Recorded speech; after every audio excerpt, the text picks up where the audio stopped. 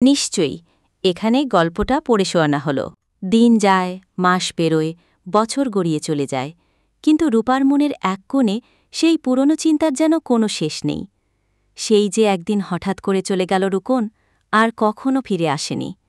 রূপার প্রতীক্ষার প্রহর থেমে নেই, থেমে গেছে শুধু ধার হাসি। বড় বোন লায়লা, যে ছিল রূপার সুখ দুঃখ ভাগাভাগি করে নেওয়ার একমাত্র মানুষ, তারও বিয়ে হয়ে গেছে কিছুদিন আগে। এখন রূপা একা, স্কুলে যায় একা, বই পড়ে একা, ফাঁকা বারান্দায় বসে একা একা আকাশের দিকে চায়। তবে মাঝে মাঝে মনের গভীর কোনো এক কোণে একটুখানি আশা জেগে ওঠে, রুকন একদিন ফিরবেই। কিন্তু কবে, সেটা জানে না রূপা, শুধু জানে অপেক্ষার নামই ভালোবাসা। এভাবে কেটে যায় কয়েকটি বছর।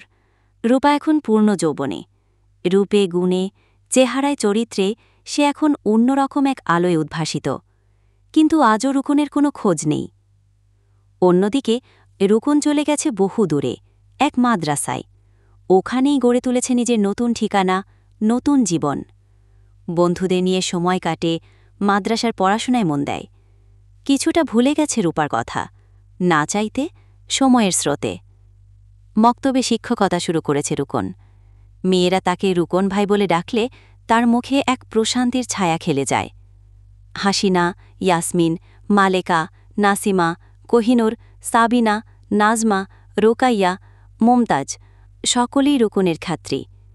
এদের মাঝে হাসিনা মাঝে মাঝে এমন কিছু করে বা বলে যার মধ্যে রূপার চেহারা ভেসে ওঠে রুকনের মনে। কিন্তু রুকন মনকে শক্ত করে, ভাবে এখন এসব ভাবার সময় নয়, এখন আমার কর্তব্য পড়াশোনা আর মানুষ করা। যদি আমার ভালোবাসা সত্যি হয়, তাহলে একদিন না একদিন রূপা আমার হবেই। এক রাতে ঘুমের মধ্যে রুকন একটা স্বপ্ন দেখে। সে হাঁটছে গ্রামের সেই পুরনো পথ ধরে। বাঁ পাশে রূপার বাড়ি।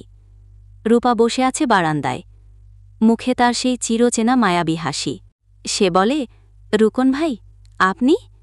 রুকন হাসে, এগিয়ে আসে। হা রূপা, আমি। তুমি কেমন আছো? রূপা কিছু বলে না, শুধু তাকিয়ে থাকে রুকনের চোখের দিকে। সেই চোখে আবেগ, বেদনা, আবার সেই পুরনো ভালোবাসার দীপ্তি। ঘুম ভেঙে যায় রুকনের। বিছানায় বসে সে দীর্ঘ নিঃশ্বাস ফেলে। না, আর নয়, এবার ফিরতে হবে। রূপার জন্য ফিরতেই হবে। এবার আর স্বপ্নে নয়, বাস্তবেই শুরু হয় রুকনের ফিরে আসার পথ চলা। আর ওপাশে রূপা, সে আজও অপেক্ষায়, সেই একই বারান্দায়।